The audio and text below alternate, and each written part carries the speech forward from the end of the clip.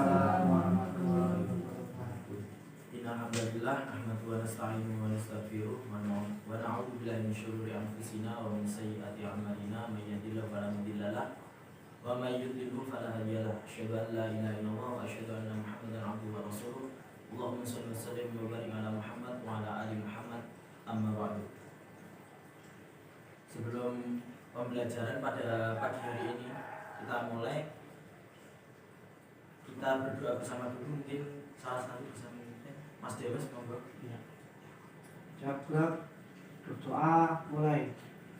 Raditu billahi rabban wa bil islami dina wa bi Muhammadin nabiyyan wa rasula.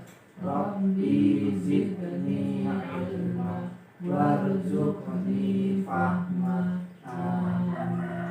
Amin ya rabbal alamin. Semoga pada pagi hari ini dalam rangka bertolakul ilmi selalu diberikan pemahaman dalam memahami ilmu yang kita pelajari pada pagi hari ini, serta bermanfaat bagi orang lain, bukan hanya untuk diri sendiri.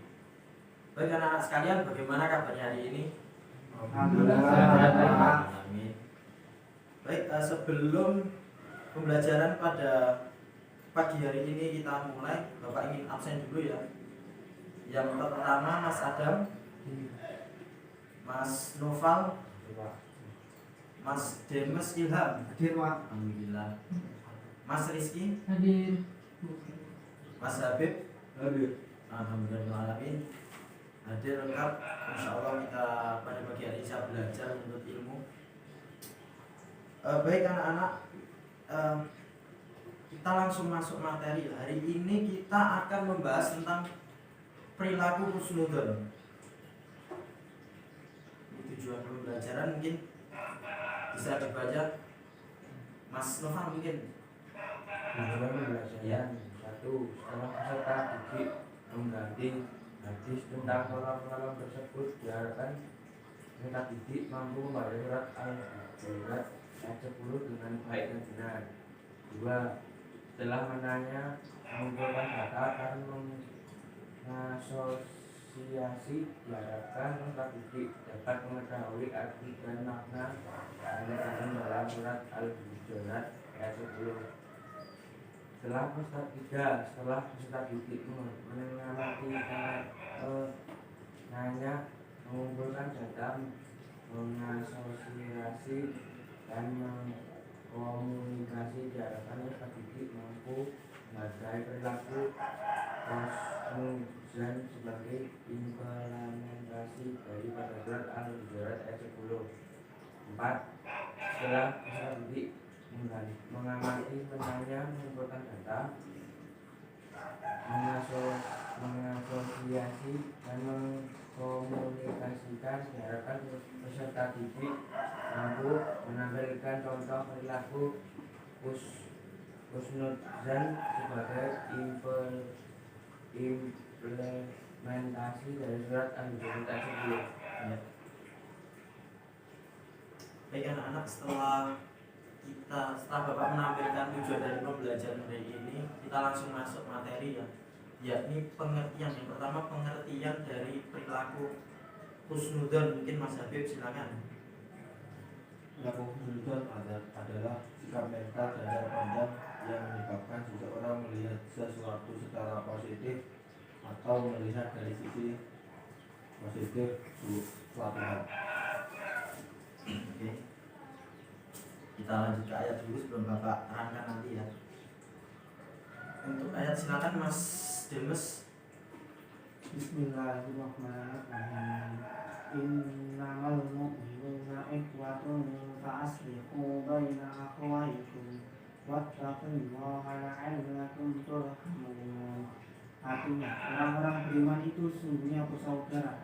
Sebab itu damaikanlah, perbaikilah hubungan antara kedua saudaramu itu, dan takutlah terhadap Allah supaya kamu mendapat rahmat. Untuk set selanjutnya, manfaat silakan Mas Rizky. Manfaat dan hikmah perilaku husnudzon. Satu, mendorong manusia untuk selalu mendekatkan diri kepada Allah Ta'ala yang mempunyai kekuasaan dan kehendak yang mutlak dan mempunyai kebijaksanaan, keadilan, serta kasih sayang kepada makhluknya. Yang kedua, mendorong manusia untuk berusaha dan beramal dengan sungguh-sungguh untuk mencapai kehidupan yang baik di dunia dan di akhirat dan mengikuti hukum sebab akibat yang berlaku dan ketetapan Allah Ta'ala. Ketiga, husnuzon menanamkan sikap tawakal dalam diri manusia karena menyadari bahwa manusia hanya bisa berusaha dan berdoa, sedangkan hasilnya diserahkan kepada Allah sebagai zat yang menciptakan dan mengatur kehidupan manusia. 4.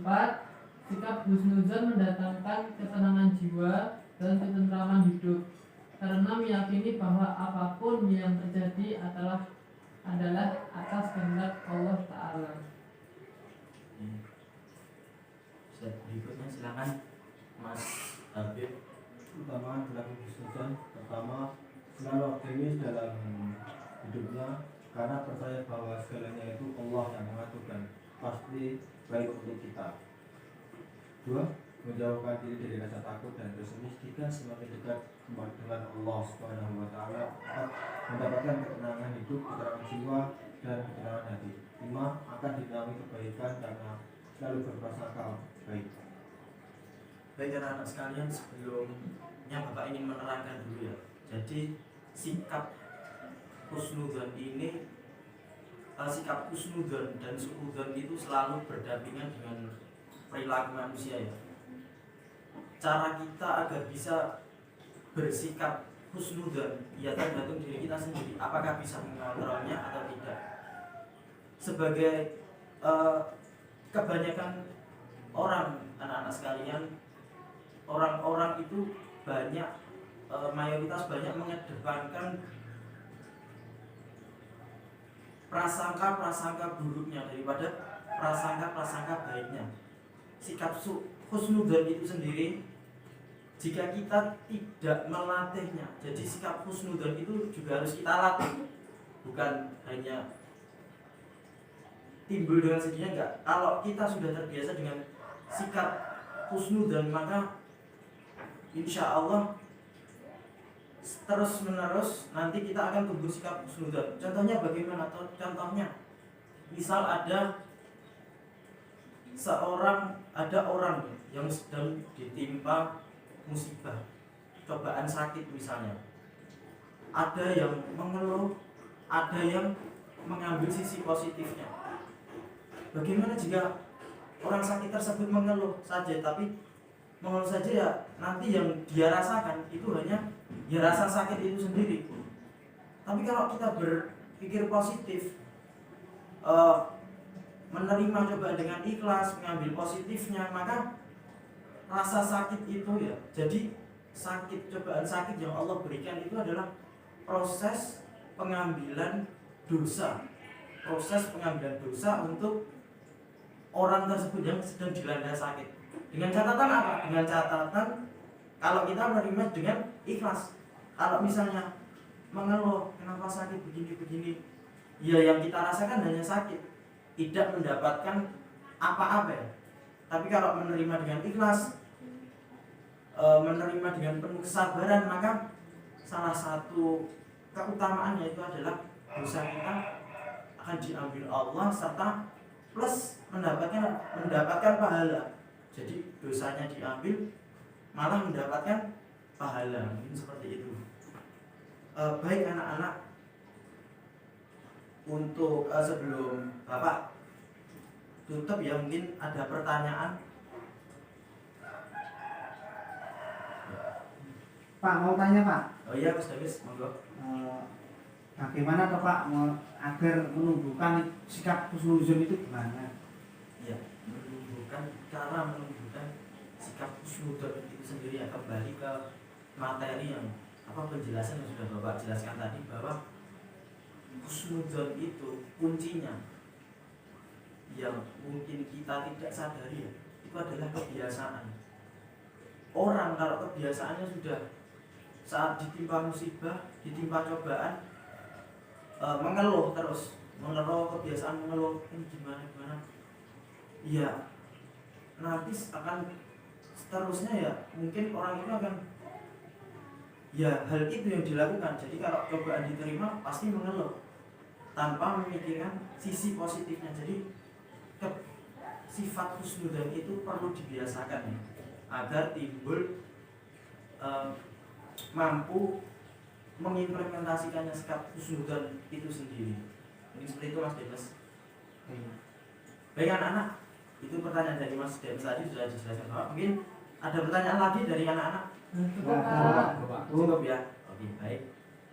Untuk mungkin materi pada pagi hari ini, pembelajaran pada pagi hari ini kita cukupkan. Semoga apa yang kita pelajari dapat bermanfaat bagi kita semua dan bermanfaat bagi orang lain. Jadi salah satu pahala jariahnya apa, salah satunya itu adalah ilmu yang bermanfaat, tidak berhenti pada diri sendiri tapi juga ditularkan kepada orang lain menularkan kepada yang lain dan seterusnya. Jadi saat kita nanti sudah meninggal dunia, pahala tersebut akan mengalir terus-menerus. Mungkin cukup sekian anak-anak yang dapat Bapak sampaikan. Apabila ada kesalahan kekurangan, Bapak mohon maaf yang sebesar-besarnya. Billahi taufiq wal hidayah, wa ridwan inayah. Assalamualaikum warahmatullahi wabarakatuh. Waalaikumsalam warahmatullahi wabarakatuh.